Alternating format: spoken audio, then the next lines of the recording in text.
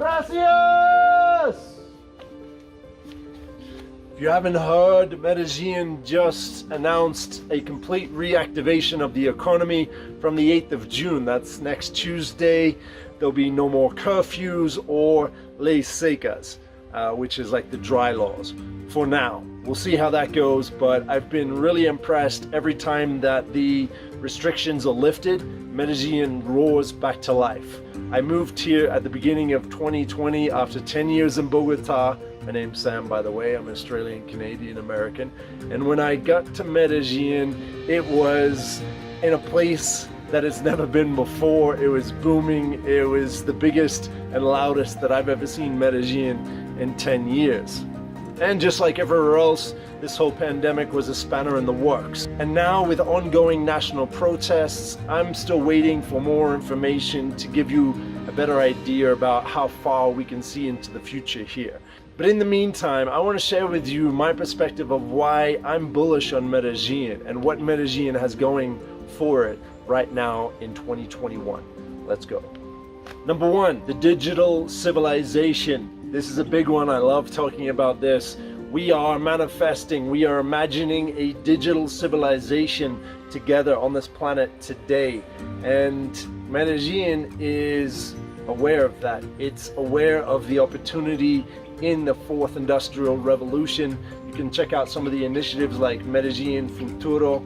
They're giving resources and education to people who want it to start finding jobs and opportunities in this digital environment. I've already shared in other videos how I've met people who work with companies like HP, Spotify, TikTok, who have set up offices, in particular customer service and software development here in Medellin.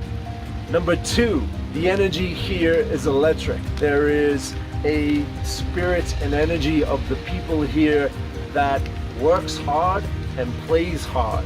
The weather, the cafes, the restaurants, the lifestyles, the beauty of the city make it a really nice place to find your own balance of work and life. For that reason, Medellin has the Goldilocks factor.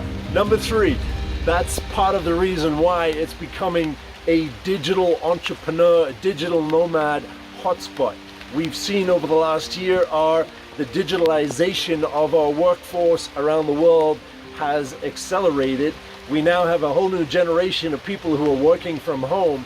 How long is it going to be before they realize that Medellin is in the same time zone as where they are in the US, and they can find a considerably higher quality of living for a lower cost of living here in Medellin? I think Medellin was already on the digital nomad map, but now it's going to be in the spotlight.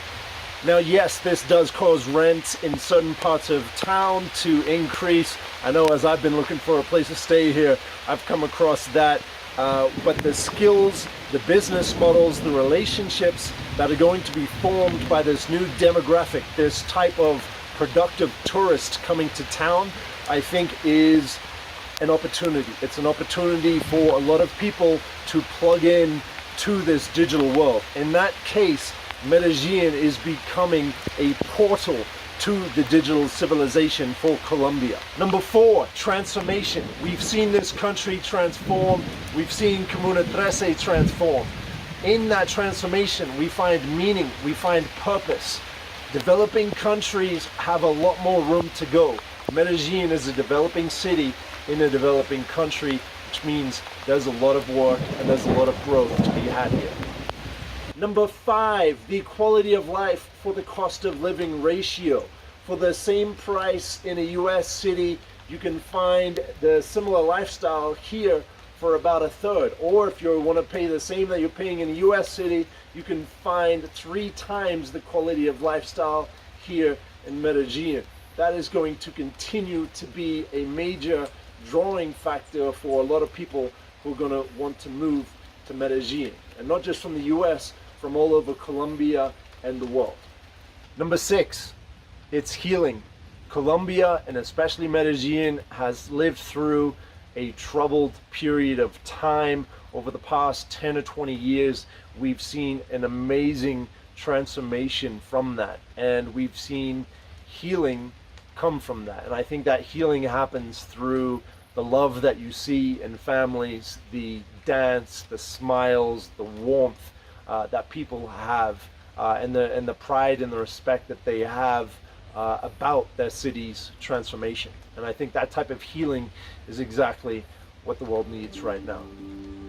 Related to that, number 7, the shape of Medellin is a bowl, and I think what this does is allows itself to see itself at a level that other cities may not have. So you can see your own city more.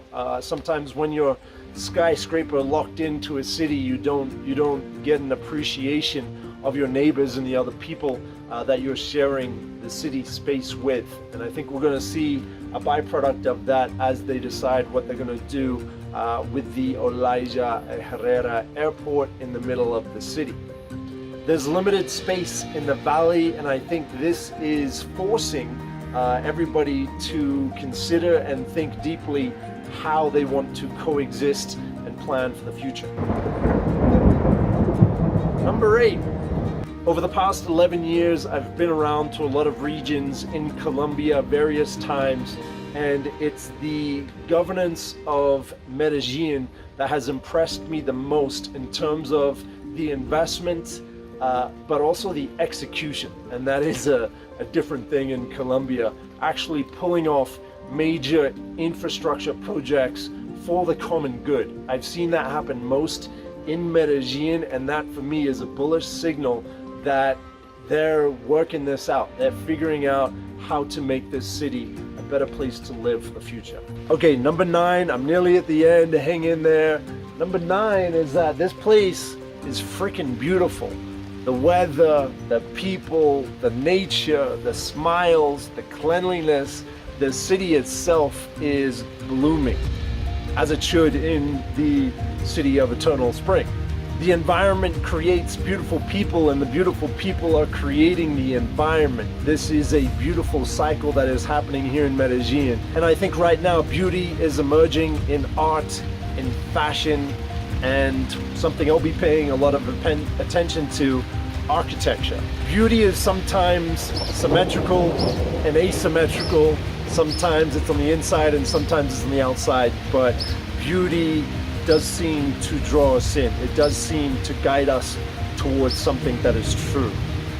And that is why I think the beauty here in Medellin is always going to be a bullish factor for this place.